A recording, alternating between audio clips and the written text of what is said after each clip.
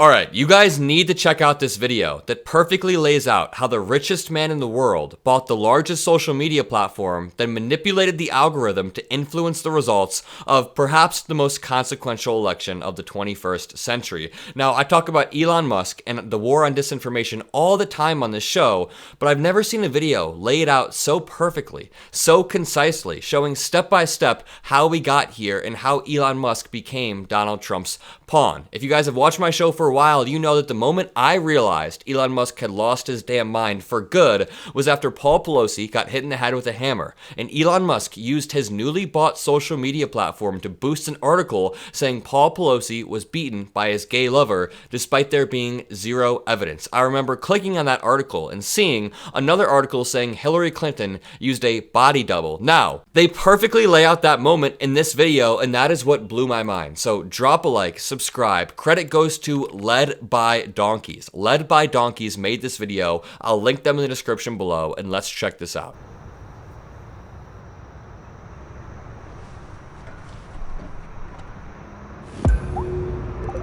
This is the story of how the world's richest person, the owner of Tesla and X, bought the global town square, then corrupted it before using his immense wealth to help elect a convicted felon. April 14, 2022.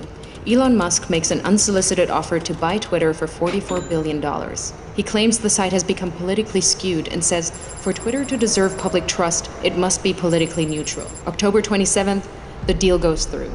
The next evening, a far-right conspiracy theorist breaks into the San Francisco home of Democrat House Speaker Nancy Pelosi, intending to kidnap her. Pelosi is away, but the man attacks her husband Paul, hitting him repeatedly on the head with a hammer. Paul Pelosi escapes with his life, but requires surgery for a fractured skull. While most people take the chance to decry political violence, the new owner of Twitter, Elon Musk, posts a tweet sharing an entirely false claim that Paul Pelosi was in fact injured in a drunken fight with a male prostitute with whom he was involved. Musk includes a link to a false claim on a website that has a history of publishing conspiracy theories, including a story asserting that Hillary Clinton is dead and has been replaced by a body double. Musk's post is retweeted 24,000 times before he deletes it. November 18th, Musk's Twitter starts to unlock previously banned accounts. Misogynist far-right influencer Andrew Tate was permanently banned from Twitter in 2017 after urging women to, quote, bear some responsibility for rape. Now he's back.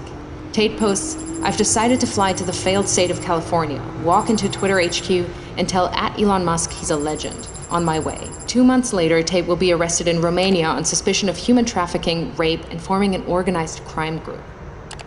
December 8th. 3 members of Twitter's Trust and Safety Council resign. In their resignation letter, they cite research that found slurs against Black Americans and gay men jumped 195% and 58% respectively since Musk's takeover.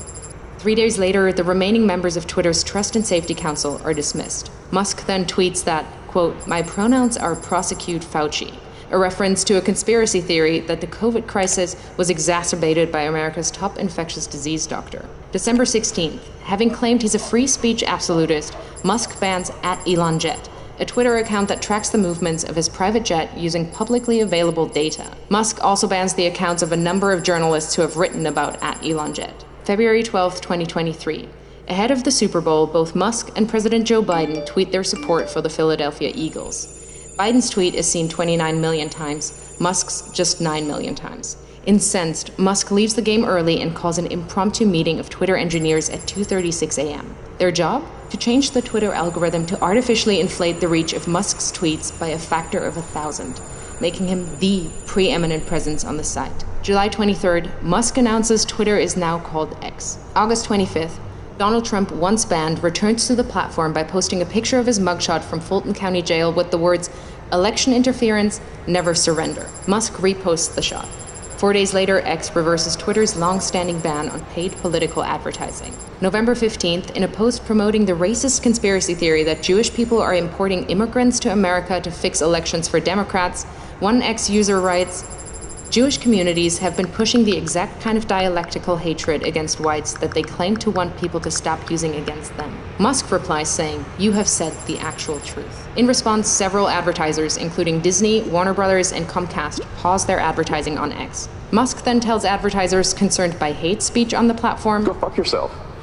Go fuck yourself. Is that clear? Over subsequent months, Musk will become obsessed with the false claim that Democrats are allowing immigrants into America to create more Democratic voters, in effect, stealing the coming election, sharing the claim numerous times with his followers and pushing it to tens of millions more who choose not to follow him. A year later, it will be revealed that Musk, a South African immigrant, worked illegally in the US in the 1990s. November 25th, on X, Musk boosts the Pizzagate conspiracy theory, a long-debunked claim alleging high-profile Democrats ran a pedophile abuse ring from a Washington pizza restaurant. March 25th, 2024. Musk loses a lawsuit against the Center for Countering Digital Hate. He'd sued them after they flagged a rise in hate speech after Musk bought Twitter. In his ruling, a U.S. district judge calls Musk's case vapid and says this case is about punishing the defendants for their speech. May 2024, Musk creates a political action committee which he calls America PAC. Its objective is to mobilize 1 million Republican voters in swing states in an effort to hand the election to Trump. Musk commits to putting tens of millions of dollars of his own money into the Get Out the Vote push and clears his calendar every Friday morning for 30 to 60 minutes to meet with the team he's assembled to run the effort. July 14th. Musk calls Trump on behalf of J.D. Vance, urging Trump to select Vance as his running mate. Vance says abortion is murder and insults women who haven't become mothers. A bunch of childless cat ladies who are miserable at their own lives and the choices that they've made. Musk's phone call is part of a broad effort by Silicon Valley billionaires to ensure Vance is selected. The next day, Vance is unveiled as Trump's vice presidential candidate. September 6th, Trump says that if he wins, he will appoint Musk to head up a government efficiency commission. And Elon, because he's not very busy, has agreed to head that task force. The idea came from Musk, whose companies are currently facing at least 20 federal investigations. If he gets the role, it would give the world's richest man the power to regulate the regulators who hold sway over his companies. Last year alone, his companies were promised $3 billion across nearly 100 different contracts with 17 federal agencies. September 9th, Musk spreads a conspiracy theory that immigrants in Ohio are eating people's pets. The following day, Trump repeats the slur during the presidential debate with Kamala Harris. In Springfield, they're eating the dogs. The false claim leads to multiple bomb threats against the Springfield immigrant community. September 15th and 16th. Over a single weekend, Musk amplifies a conspiracy theory that ABC leaked sample debate questions to the Harris campaign, falsely claims that the Dems want to take your kids, further fuels racist lies about immigrants eating pets, shares with his nearly 200 million followers on X that Trump must win to, quote, preserve freedom and meritocracy in America, and insinuates that it is suspicious that no one is even trying to assassinate Biden and Kamala, adding a thinking face emoji. The U.S. Secret Service confirms that it is aware of the post. The White House issues a statement saying violence should only be condemned, never encouraged or joked about. This rhetoric is irresponsible. October 4th, Musk posts, unless Trump wins and we get rid of the mountain of smothering regulations that have nothing to do with safety, humanity will never reach Mars. This is existential. Musk is the owner of SpaceX and stands to make billions from US government space contracts. October 5th, the user handle @America is taken from an X user and given by Musk to his America PAC. That evening, he joins the former president on stage in Pennsylvania, jumping about wildly. Fight, vote, vote, vote.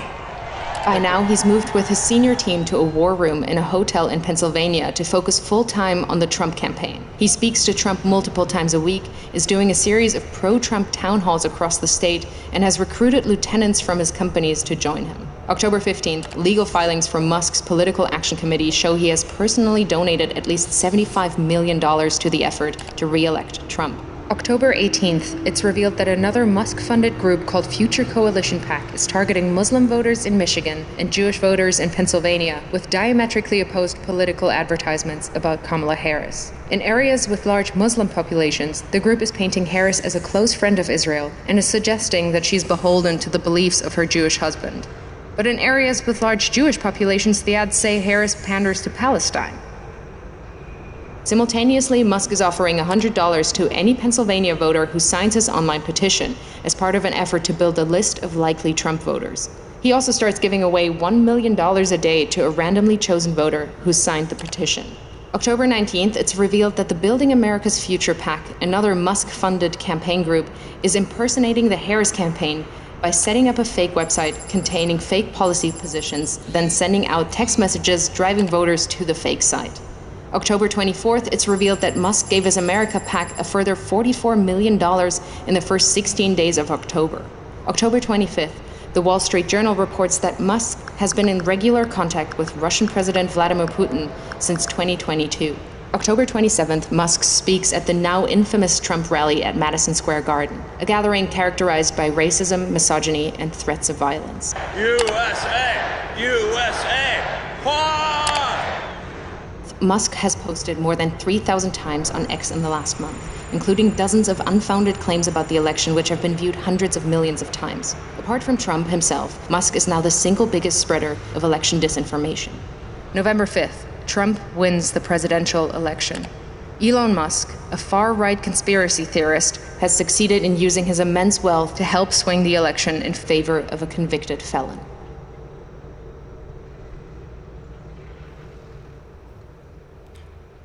Very well made. Shout out to Led by Donkeys. They perfectly showed how Elon Musk leveraged every single resource at his disposal, whether it's his vast wealth, so that he could buy his social media platform, which he then leveraged to spread disinformation and manipulate the algorithm, because he had so much to gain. They said that Elon Musk spent about $119 million of his own money, which, yes, of course, that is a lot in raw terms, but the return that Elon Musk will get now that he has soft control over the regulations in America, maybe even hard control depending on how much Donald Trump actually lets him achieve or lets him do, Elon Musk could make tens and tens of millions of dollars. And if you want to know what the end result was, we can't talk about why Kamala Harris lost without talking about Elon Musk. Even this post reads, in a blind test, 80% of voters preferred Kamala's economic policies to Trump. This is not solely a policy problem. The only part of Trumpism worth copying is his charisma and controversy. And yes, there is another point to be made about Trump's charisma, his branding, but the fact that voters actually prefer Kamala's policies, but they have this perception that Trump is stronger for the economy, Trump has better policies, despite not even being able to name any of Trump's policies and liking Kamala's policies better, we can draw the line directly back to Elon Musk spreading disinformation. If you guys want to help boost this video, if you enjoy what I do, drop a like, subscribe, have a great rest of your day, and peace out.